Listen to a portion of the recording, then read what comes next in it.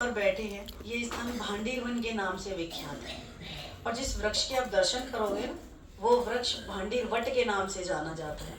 तो जो भांडीर वट है, ये ठाकुर जी और श्री जी के विवाह को साक्षी करता है। क्योंकि जो भांडीर वट है, ये ठाकुर जी के समय का ही है, 5,500 साल पुराना। और यही भांडीर वट ठाकुर जी के समय में इतना विशाल था कि इसकी जो शाखाएं हैं वो 15 किलोमीटर तक फैली हुई थी। और भगवान ग्वाल वालों के साथ यमुना मैया को आर पार किया करते थे इसकी शाखाओं पर चढ़कर। तो जो भांडीर वट है ठाकुर जी के समय का ही है और बहुत विशाल वट वृक्ष था। तो नंद बाबा की 9 लाख गायें इस भांडीर वट के नीचे ही भ्रमण करके आराम किया करती थी। तो इसी भांडीर वट का शास्त्रों में एक श्लोक आता है कि बृहंतो वाहि मानस्य 4 यंत्रस्य गोधनम भांडीर वट नाम बटम जम्मू कृष्णम प्रोग्राम। यानी कि जो भांडीर वट है ठाकुर जी के समय का ही है और बहुत विशाल वट वृक्ष है। तो ये जो भांडीर वट है, इसी के नीचे नंद बाबा की 9 लाख भ्रमण करके आराम करती थी। तो जब नंद बाबा अपनी गायों को चराने के लिए यहाँ लेकर आते थे, तो ठाकुर जी उनसे जिद करके आते हैं। और जब ठाकुर जी उनसे जिद कर कर आते हैं, तो आते ही अपनी योग माया से यहाँ का मौसम खराब कर देते हैं। एकदम बहुत भयानक रात हो जाती है, काली अंधेरी रात हो जाती है। तो नंद बाबा घबराने लगते हैं कि मैं तो अपने लल्ला को यहाँ पहली बार लेकर आया और आते ही इतना मौसम खराब हो गया। तो तभी यहाँ पर बैठ जाते। तो जहाँ पर नंद बाबा बैठे ठाकुर जी को लेकर, आज भी आपको वहाँ पर ठाकुर जी की बाल रूपी छवि के दर्शन देखने को मिलते हैं। और जो राधे श्याम का उच्चारण लिया गया है, वो शब्द आज भी वहाँ पर वर्णित है, देखने को मिलता है। तो जैसा कि नंद बाबा लेकर बैठ रहे, तो घबराए और जोर जोर से चिल्लाने लगे कि मेरे लल्ला की कोई रक्षा करो, मैं तो इसे आज पहली बार यहाँ लेकर आया हूँ और आते ही इतना मौसम खराब हो गया। तभी यहाँ एकदम प्रकाश पुंज करती हुई श्री जी प्रकट हुई और बोली कि बाबा अपने लल्ला को मुझे दे दो, मैं इसकी रक्षा करूंगी। तो बाबा बोले कि मैं तो आपको जानता नहीं हूँ, आप कौन है, कहाँ से आई हैं, तो कृपया करके अपने दिव्य रूप के दर्शन तो कराइए। तो जैसे ही श्री जी ने अपने दिव्य रूप के दर्शन कराए हैं नंद बाबा को, तो नंद बाबा को स्मृति हो गई है। यानी कि ध्यान आ गया कि जब गर्गाचार्य जी ने ठाकुर जी का नामकरण किया, तभी बता दिया था कि ये कोई साधारण बालक नहीं है, ये तो कोई परम पूज्य परमेश्वर बच्चा है। और इसकी शादी भांडीर वन में राधा रानी के साथ संपन्न हो गई। तो जैसे ही नंद बाबा को स्मृति हो गई, तो नंद बाबा समझ गए कि जब इन दोनों का मिलन यहाँ हुआ है, तो कोई ना कोई लीला रची जाएगी। तो नंद बाबा बोले कि तुम इस लल्ला को संभालो, लेकिन जिस कार्य के लिए और जिस अवस्था में मुझसे लल्ला को ले रही हो, उसी कार्य और अवस्था को पूरा करके लल्ला को यशोदा तक पहुंचा देना। मैं अपनी गायों को लेकर यहाँ से जा रहा हूँ। तो जैसे ही नंद बाबा गायों को लेकर यहाँ से चले गए हैं, तो श्री जी ने इस भांडीर वट के नीचे ही ठाकुर जी को अपनी गोद में उठाया। और जैसे ही गोद में उठाया, तो ठाकुर जी 2.5 साल की अवस्था छोड़कर 16 साल की अवस्था में प्रवेश कर गए। क्योंकि जब श्री जी भांडीर वन आई, तब वो 16 साल की अवस्था में आई थी। तो दोनों की उम्र बराबर हो गई, दोनों ही किशोरावस्था में पहुंच गए। जब दोनों की किशोरावस्था हो गई, तो दोनों ने मिलकर इसी भांडीर वट के नीचे ब्रह्मा जी का आह्वान किया। तो ब्रह्मा जी उस समय तपस्या कर रहे थे पुष्कर जी में, क्योंकि ब्रह्मा जी को दोष लगा था, वो अपनी पुत्री पर मोहित हुए थे जो उनके मुख से पैदा हुई थी। तो सभी ब्रजवासियों ने ब्रज से निकाल दिया और कहा कि जब तक आप किसी पुण्य कन्या का कन्यादान नहीं करोगे, तब तक आपको आपके पाप से मुक्ति नहीं मिलेगी। तो ब्रह्मा जी ने 68,000 साल युगल जोड़ी सरकार के दर्शन के लिए पुष्कर जी में तपस्या की। आज भी मेन मंदिर ब्रह्मा जी का पुष्कर जी में ही देखने को मिलता है।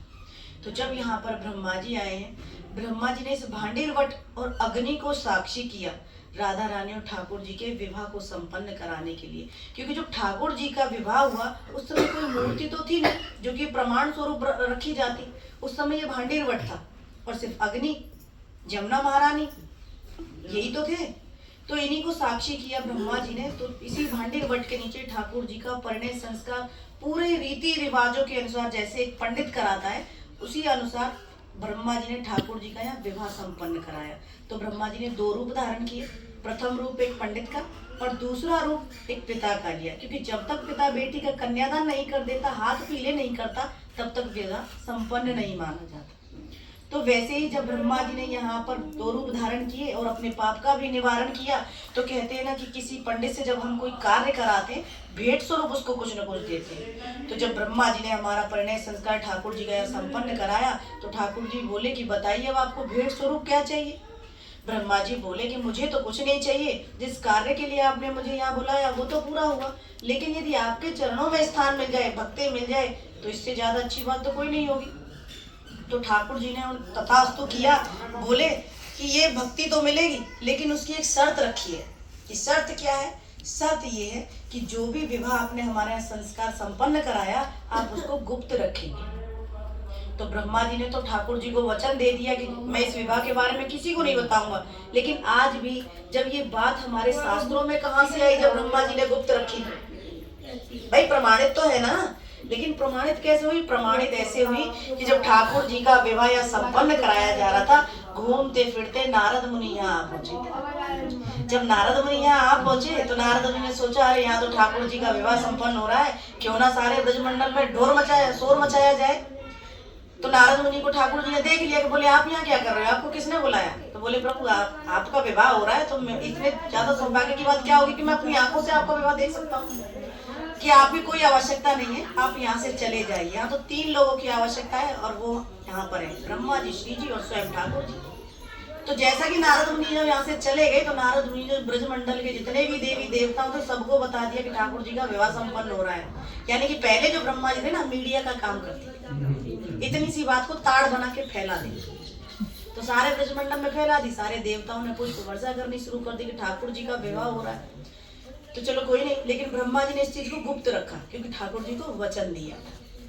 तो शास्त्रों में प्रमाणित आज इसीलिए है कि नारद मुनि ने मीडिया के अनुसार उसको पेपर में छपवा दिया कि ठाकुर जी का विवाह भांडीर वन में संपन्न हुआ। तो जब ब्रह्मा जी ने पूरा विवाह संपन्न कराया, तो हमारे ठाकुर जी बोले श्री जी से कि जब इतना बड़ा कार्य हमारे यहाँ पूरा हुआ है, तो इस स्थान की कोई व्यवस्था विशेषता भी होनी चाहिए। तो श्री जी बोले कि इसकी विशेषता है, और इसका प्रमाण स्कंद पुराण में मिलेगा पढ़ने के लिए, कि जो भक्त भांडीर वन आएगा, यहाँ की मधुकरी प्रसाद पाएगा, एक रात्रि निवास करेगा, ठाकुर जी के गौलोक धाम से बैकुंठ धाम की प्राप्ति पाएगा। जो भक्त यहाँ का भ्रमण मात्र करके निकल जाएगा, 84 योनियों से पार हो जाएगा। जाने अनजाने पाप हो जाते हैं, पता नहीं चलता, कीड़े मकोड़े कितने मर जाते हैं नहीं पता चलता ना, उनसे मुक्ति मिल जाएगी यदि भांडीर वन आकर चले जाओगे। तो ठाकुर जी बोले कि ये आपने क्या किया, इतना बड़ा महत्व इस स्थान का बता दिया, लोग बाग बुरे से बुरा कर्म करेंगे और सर्वप्रथम भांडीर वन आएंगे। तो श्री जी बोली ऐसे थोड़ी ना आएंगे, इसके पीछे भी एक राज है।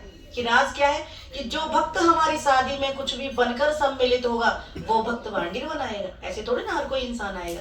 जो भक्त हमें मानेगा, हमारे प्रति विश्वास रखेगा, भक्ति अपनी सच्ची रखेगा, वही भक्त भांडीर वन आएगा। जो भक्त 10-20 बार वृंदावन आकर चला जाएगा, वो भक्त एक बार भांडीर वन आएगा। तो भांडीर वन कोई डायरेक्ट नहीं आता, किसी न किसी के माध्यम के द्वारा यहाँ आया जाता है, क्योंकि सारा श्रेय उस माध्यम को जाता है जो आपको ऐसे पवित्र स्थान यानी कि राधा रानी की विवाह स्थली तक लेकर आता है। तो ठाकुर जी और श्री जी ने भांडीर वन धाम को गुप्त वृंदावन और मोक्ष धाम का नाम दिया है। यानी कि आज भी कई भक्त भांडीर वन को गुप्त वृंदावन के नाम से जानते हैं।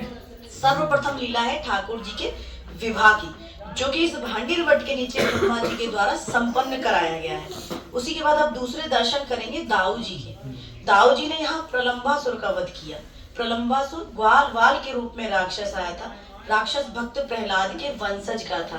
ठाकुर जी ने वचन दिया था कि वो भक्त प्रहलाद की किसी भी वंशज को नहीं मारेंगे, इसीलिए भगवान की जगह उनके बड़े भैया यानी कि बलराम जी ने उसका उद्धार किया। तो भांडीर वन धाम में बलराम जी के दर्शन, काले बलराम जी शेषनाग अवतार के दर्शन दे रहे हैं। तीसरी लीला है आपके अग्निपान की लिए। ये जो आज स्थान भांडीर वन के नाम से जाना जाता है ना, पहले ये स्थान मुंजाट वन के नाम से जाना जाता था। लेकिन मुंजाट वन में जब आग लगी, ठाकुर जी ने अग्नि को पान किया। सारे ब्रजवासी इधर उधर भागने लगे, तो बोले किसी भांडीर वट के नीचे एक होकर बैठ जाइए, आंखें बंद करो तो महसूस करो कि ठंडी ठंडी हवाएं चल रही हैं। ब्रजवासियों ने आंखें बंद की और ठाकुर जी ने अग्नि को पान किया। अग्नि को 2 बार पान किया ठाकुर जी ने, एक बार दावानल कुंड पर, दूसरा भांडीर वन धाम में। भांडीर वन धाम में रात्रि के समय किया है और दावानल कुंड में दिन के समय ठाकुर जी ने अग्नि को पान किया। चौथी लीला है आपके त्रिवेणी कूप की लीला। कुएं के दर्शन करके आए हो ना, कुआं ठाकुर जी ने बांसुरी से खोदा है। क्योंकि भगवान को गौ हत्या का दोष लगा था, जिसका निवारण करने के लिए सभी ग्वाल वालों ने उनसे कहा कि सारे तीर्थों को बुलाओ और स्नान करके हमें पवित्र होकर दिखाओ। तब ठाकुर जी ने ये कुआं अपनी बांसुरी से खोदा है और एक एक करके नाम सहित सारे तीर्थों को यहाँ बुलाया, और जब यह सारे तीर्थ आमंत्रित किए, उसके साथ में क्षीर सागर का भी आगमन कराया, जिसकी वजह से जब भी सोमवार की अमावस्या होती है, इस कुएं का जो जल है वो दूध जैसे रंग में बदल जाता है। क्योंकि जिस दिन ठाकुर जी ने उस राक्षस का उद्धार किया, उस दिन सोमवार और अमावस दोनों तिथियां थी। तो इसीलिए जब भी सोमवार की अमावस होती है, कुएं का जल दूध जैसे रंग में बदल जाता है। लेकिन ठाकुर जी ने कहा ग्वाल वालों से कि मैंने अपने पाप का निवारण किया, आप लोग भी करो, आप भी तो दोषी हैं। ग्वाल वाल बोले हम क्यों दोषी हैं, हमने थोड़ी ना किसी को मारा था, मारा तो आपने था।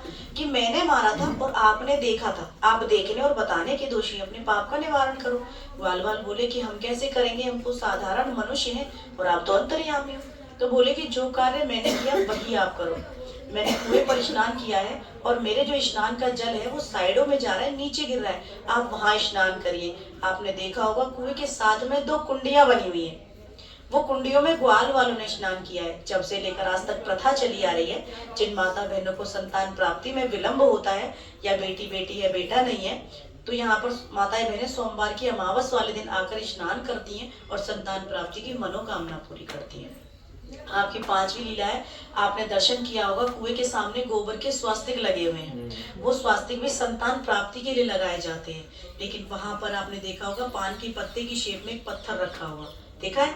वो पत्थर नहीं है, वो जैसे हमारे सनातन धर्म में रीति है कि जब शादी होती है सेहरे को सिरा देते हैं, वैसे ही यशोदा मैया ने ठाकुर जी का सेहरा वहां पर सिराया हुआ है। तो जो भी भाव भक्ति आपके हृदय में है ठाकुर जी के प्रति, वही दर्शन आज भी आपको वहां पर होते हैं। ये आपकी 5वीं लीला है। 6ठी लीला है आपके मधुकरी प्रसाद की लीला, जिसका वर्णन आपको आदिवारा पुराण में मिलेगा कि जैसे साधु संत हमारे घर से भिक्षा करके भोजन पाते हैं ना, मधुकरी करते हैं, वैसे ही ठाकुर जी नित्य प्रति ग्वाल वालों के साथ यहाँ भोजन लेते थे। तो ग्वाल वाल जो भी अपने घर से प्रसाद रूप में लेकर आते थे, वही ठाकुर जी उनसे मांग मांग कर खाते थे। तो यहाँ पर प्रथा है कि मांग कर प्रसाद खाया जाता है, और जो प्रसाद में टुकड़ा रूपी आपको दिया जाता है, वही टुकड़ा आपको मधुकरी के नाम से जाना जाता है। उसी टुकड़े को कहते हैं मधुकरी। आपकी 7वीं लीला है कि दुर्वासा ऋषि जी ने ब्रज गोपियों के हाथों से पूर्ण प्रसादी पाई है, जिसको नाम दिया गया है वन भोजन का। यदि आप भांडीर वन के किसी भी एक स्थान पर बैठकर पूर्णतः भोजन करते हैं, यानी कि पेट भर के भोजन करते हैं, वो भोजन आपका वन भोजन में गिना जाता है। 8वीं लीला है आपकी कि ठाकुर जी और श्री जी के बीच में इसी भांडीर वट के नीचे मल्ल युद्ध हुआ। मल्ल युद्ध में शर्त रखी गई कि जो जीतेगा वो भंडारा करेगा। जीती तो श्री जी थी, लेकिन ठाकुर जी छल करके जीते थे। तो जब ठाकुर जी ने छल किया और ग्वाल वालों के साथ यहाँ पर भंडारा दिया, उसी भंडारे के आधार पर ही इस गांव का नाम भांडीरवन रखा गया। तो यहाँ पर भंडारे इत्यादि का विशेष महत्व है। जो भक्त सक्षम होते हैं पूर्णतः भंडारे कराते हैं, और जो सक्षम नहीं होते वो अपने सामर्थ्य अनुसार सहयोग करते हैं। जो कि नित्य प्रतिदिन या टुकड़े के रूप में जो प्रसाद दिया जाता है या पूर्ण प्रसादी खिलाई जाती है, उसमें उन भक्तों के सहयोग से ही वो प्रसाद चलता है। तो जैसा जिस भक्त का सामर्थ्य और सहयोग होता है, उसी के अनुसार भक्त लोग भांडीरवन में भंडारा करते हैं या अपना सहयोग करते हैं। बोलो राधे राधे। राधे राधे।